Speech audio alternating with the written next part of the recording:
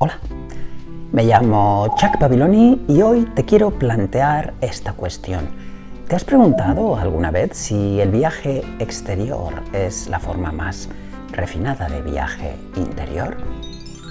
Esta película de la que te vengo a hablar hoy responde escrupulosamente a esta cuestión.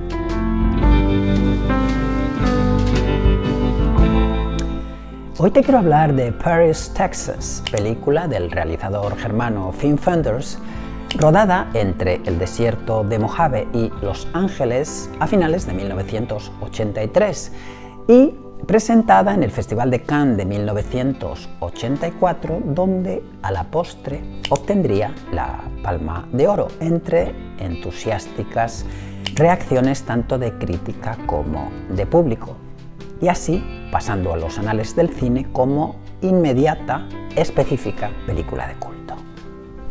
Como sabes, en mi canal huyo absolutamente de las paráfrasis argumentativas de las películas, de modo que nos internaremos inmediatamente en el patrón morfológico. Permíteme que comience por lo obvio, la banda sonora, a cargo de principalmente la preciosa slide guitar de Ry Cooder, músico a cargo de toda la banda sonora con excepción de algunas improvisaciones del actor principal, Harry Dean Stanton, que en alguna ocasión tararea o canta ciertas coplas, por cierto, en español. Y remitiéndonos a esto del español de España, verás, cuando visiones esta película, que un tema en concreto te recordará al legendario programa de documentales Documentos TV, que fue famosísimo durante décadas, no años, sino décadas, en la televisión pública española. Y te preguntarás, ¿por qué te parece tan fantástica esta banda sonora, Chuck? Pues por la misma razón por la que me lo parece cualquier banda sonora que sea una obra maestra, y es porque es tan ajustada que parece improvisada. En muchas ocasiones durante Paris, Texas, lo que escuchamos como música de fondo no son temas de telón sonoro, sino temas que incluso quieren escapar de ser música e internarse en lo que la música es antes de serlo, o sea, ruido. De modo que en algunas ocasiones verás que percibes que Ry Cooder no está tocando la guitarra al modo habitual, como en Estados Unidos se conoce este estilo, picking style, sino creando leves frotados de las cuerdas de manera horizontal a lo largo de todo el traste. Un chasquido específico, un rasgueo que efectivamente está al servicio de la trama de esta cinta. Otra cosa que salta a la vista viendo Paris, Texas es el absoluto festival de planos. No solamente planos de seguimiento, planos como se conoce en el argot de paneo, tanto horizontal como vertical, sino planos en los que la cámara acompaña a los personajes hacia la escena o saliendo de ella. Y también planos en los que se tiene en cuenta no solamente los efectos de movimiento, este paneo del que te hablo, sino también los efectos ópticos, como puede ser el uso magistral que Wenders hace del trasfoco. El trasfoco es ese efecto en el que en una secuencia donde hay un personaje en primer plano y otro en segundo, primero vemos enfocado al del fondo y paulatinamente vemos enfocado al del frente, porque el operador de cámara está en ese momento reduciendo la profundidad de campo. Otra magistral utilización de Wenders en esta cinta es la proporción áurea, la que cataliza el precisamente llamado número áureo, 1,6180, número que se utiliza como razón entre dos segmentos, uno mayor y otro menor, que se presupone que establecen entre sí un diálogo que es el mejor, teniendo en cuenta que los dos segmentos no son idénticos. El 95% de los planos generales o de los grandes planos generales, aún mayores, de esta película utilizan la proporción áurea. Y esto explica que cada vez que un personaje o un objeto del atrezo vemos que está compuesto en el punto exacto donde esta proporción áurea se da, nuestro ojo acepta eso como fantástica ubicación compositiva. Otra sabia utilización de funders en esta cinta es la textura cinematográfica, mezclando imágenes de 35 mm con imágenes en Super 8. Y esto, como sabes, contribuye a que en el segundo caso el grano sea más agresivo y nos remita a imágenes del pasado. Y la textura que produce el empleo de la cinta de 35 mm nos remite al presente, nos remite a las circunstancias presentes por las que están atravesando los personajes en estos territorios tan inhóspitos. Hablando de cine, la textura debe mucho al tratamiento de la luz, y el tratamiento de la luz debe mucho al concepto de temperatura de color. Y como Wenders fue consciente de esto desde el comienzo, lo que hizo fue llamar a uno de los mejores utilizadores de la temperatura de color de aquellas fechas, el holandés Robbie Müller.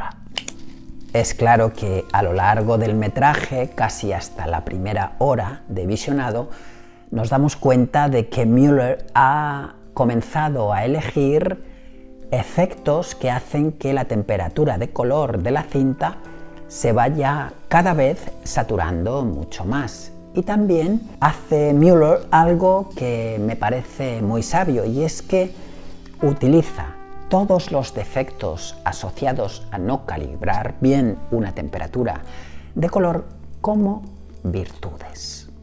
Así, Müller consigue que la luz se transforme en un personaje más de la película y que acompañe a la zozobra que a partir de la primera hora de metraje todos los personajes de la cinta están comenzando a experimentar, y por ende también nosotros como espectadores.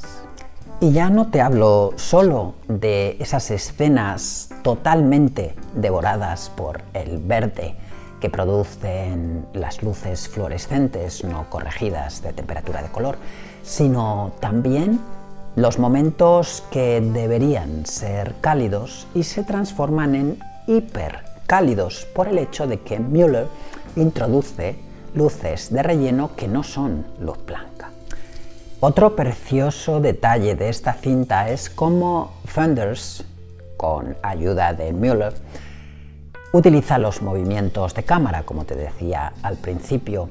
A veces los personajes aún no están en campo y la cámara ya se está moviendo, y en otras ocasiones ocurre al contrario, el personaje entra en cuadro y la cámara se va con él, creándose algo así como una especie de ballet, pero ballet estricto, ballet del siglo XIX ruso, por ejemplo, en donde la cámara crea un montón de líneas de movimiento que a su vez se alían con las líneas de movimiento que generan los actores.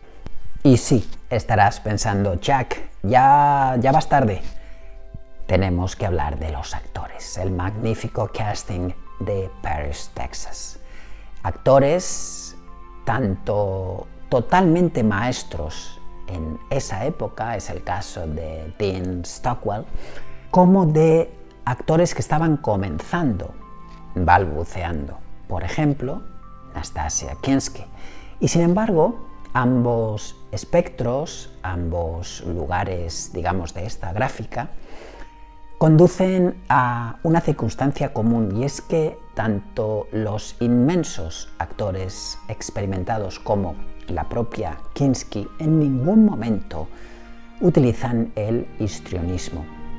Y esto ha dado lugar a que yo haya podido oír en boca no solo de aficionados, sino de críticos de arte, que en esta película los actores no actuaron, sino que fueron como eran ellos, como ellos mismos iban por la vida, y que el trabajo actoral ni siquiera debería haber recibido loas, como fue el caso, muy acertadamente, por cierto. Esto evidentemente no merece más análisis.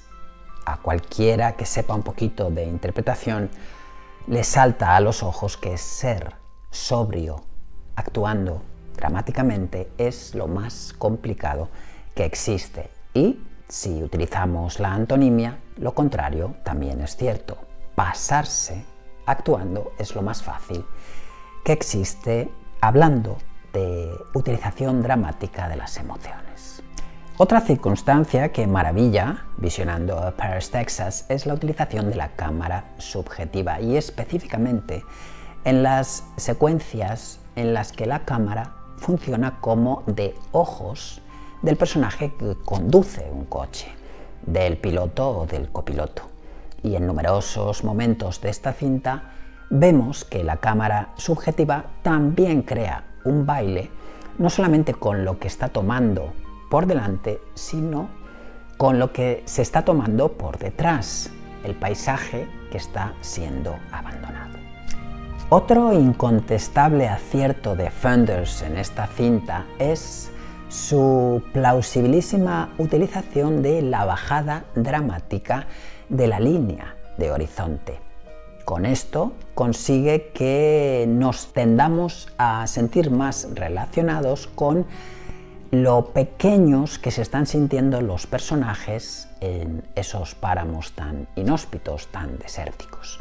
Pero a la vez nos está dando aire para ir digiriendo las escenas que vienen a continuación y que son más opresivas o de un impacto emocional y espiritual mucho más acentuado y mucho más agudizado. Hace un momento te hablaba del extremo trabajo coral de sus actores y ahora te quiero incidir específicamente en su gran protagonista, digamos, no su único, pero sí su gran, que es Harry Dean Stanton. Este actor, además, parte con un supuesto hándicap en esta cinta y es que abre la boca para emitir texto en el minuto número 26 con un segundo. Hasta ese momento en el que dice Paris, Stanton crea todo su personaje, casi media hora de personaje envisionado, sin emitir, como te digo, línea de diálogo alguna. Aquí, en estos primeros 26 minutos con un segundo, te hago notar que tú te des cuenta de qué cantidad de recursos de sobriedad emplea específicamente Stanton, pero como además todas estas circunstancias de los primeros 26 minutos tienen mucho que ver con su relación con el personaje que interpreta Dean Stockwell, que hace de su hermano, fíjate también en el trabajo de Stockwell y cómo uno y otro crean dúos que ya son historia absolutamente conmovedora del séptimo arte. Hace un momento te hablaba sucintamente de la apabullante utilización de los movimientos de cámara por parte de Wenders y Müller en Paris, Texas. Pero déjame que te haga hincapié específico en un tipo de movimiento que en cine se conoce como Traveling Out Retro. Es un tipo de movimiento en el que el personaje se mueve hacia la cámara mientras la cámara está retrocediendo. Por ejemplo, es un movimiento que le encantaba utilizar a Stanley Kubrick. Wenders en Paris, Texas utiliza este movimiento de manera magistral en la escena en la que Harry Dean Stanton, el personaje que interpreta, Travis, accede por primera vez al Peep Show, a buscar a la que luego encontrará su ex esposa Jane. En ese momento, su utilización del Traveling Out Retro comienza a plantear en el espectador las dudas desasosegantes que Fenders está intentando que aparezcan y de hecho nos aparecen. Y ahora te preguntarás, ¿y todo esto para qué, Chuck? Pues nada más y nada menos que para llegar a la última media hora de esta cinta y en concreto a la conversación a través del cristal del Peep Show entre Travis y Jane o entre Stanton y Kinski. Esta escena, compuesta a su vez por microescenas, es de una sabiduría fílmica en el rodaje, de una sabiduría actoral en la interpretación, de una sabiduría lumínica en la cinematografía, en la captación de la luz, en el dibujo que la luz realiza sobre la cinta y de una carga dramática tan incontenible que evidentemente su fama no es gratuita, ni baladí, ni obsoleta. Cada vez que ves la última media hora de Paris, Texas, si no eres de plomo o de hielo, indefectiblemente acabarás trastornado. Y ese trastorno mental se mantendrá vivo y totalmente arraigado en ti en los días o meses venideros. Esto es lo que se persigue en cine. Se persigue que las películas, por más que estén creadas con personajes que no son perfectos, creen en tu vida una sensación de perfección que nada tiene que ver con la ética, sino con la estética, con eso de lo que nos ocupamos en este canal, de lo que me ocupo en este canal, como sabes, que es marca de la casa de él y que también es marca de la casa cuando te quieres acercar al arte de manera seria. El arte, como sabes, no imita la realidad, sino que la mejora. Y por último, déjame que te hable de algo que a mí se me antoja cardinal hablando de Paris, Texas, y es su relación entre el tiempo absoluto y el tiempo relativo. Hablamos de una película que dura 148 minutos, o sea, 2 horas y 28 minutos. Pues bien, en cada visionado se me antoja cada vez más cortometraje. A mí, para entendernos, se me hace corta. Es una película en la que me parece que suceden tantas cosas que no tienen que ver con el texto que constantemente uno está intentando digerir su subtexto, todo lo que pasa por debajo, no lo que está sucediendo explícitamente, sino lo que sucede implícitamente. Y eso hace que cada vez que la veo se me antoja más corta en relativo, más necesito verla, más detalles capto, más intenciones escondidas detecto, en definitiva, más me doy cuenta de que estamos tratando de gran arte. Hoy te he querido hablar de Paris, Texas, película de Fenders en la que el director alemán explora aquello tan existencialista que trabajaron autores como Sartre o como, fundamentalmente, Camus, que tiene que ver con el hecho de pensar que este mundo es tan absurdo que el hombre no tiene otra que sentirse constantemente extranjero en él. Me llamo Chuck Babiloni y llevo 45 de mis 53 años dedicado al estudio y la práctica de las artes plásticas, la literatura y la música. ¿Te ha servido este vídeo? Por favor, dale like, suscríbete a mi canal, comparte en tus redes sociales si eres tan amable y nos vemos en el siguiente. Arigatou gozaimashita.